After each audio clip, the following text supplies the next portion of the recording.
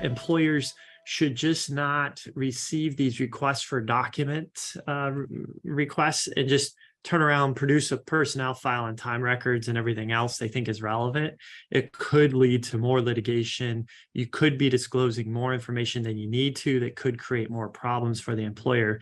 So you need to be careful in responding to those requests and look at the data before you're producing it, see how it's going to impact the employer, and see if you're legally required to produce it. So it's something to look at carefully. And as I think Vanita or Pooja mentioned, those requests come in, it's usually by an attorney looking at whether there's a case or not to be filed. And so how you respond is going to set up that litigation or maybe even prevent the litigation. So it's critical to think about that and start engaging an attorney early on that.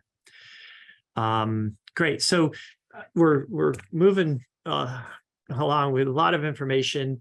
I'll be wrapping it up here with some performance and discipline documentation and some other thoughts. I'll move through this quickly.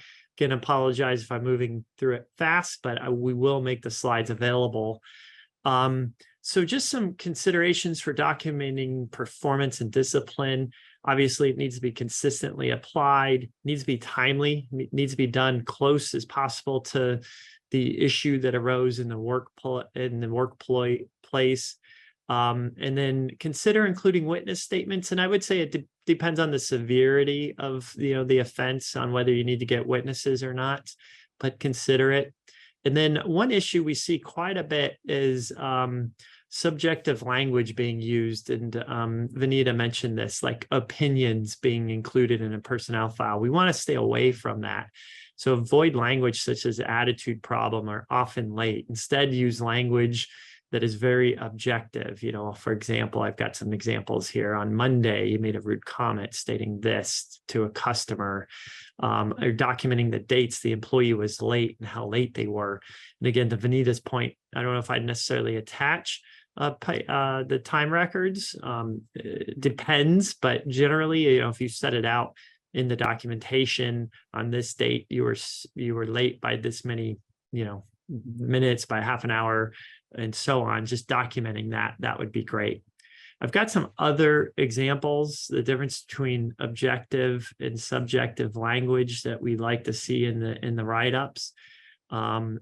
It's good to mention this to your frontline managers. Keep this in mind so that they're trained on this as well, to avoid these subjective statements that in litigation can be twisted to mean something else. So keep it objective and use concrete examples during the performance and discipline. Documenting the reason for termination.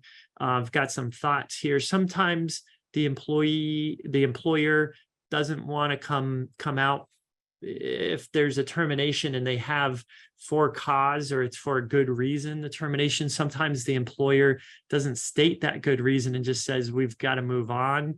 And it could create issues down the road if there's litigation. So if there is a reason, and it's a good reason for termination, that needs to be documented and set forth to the employee.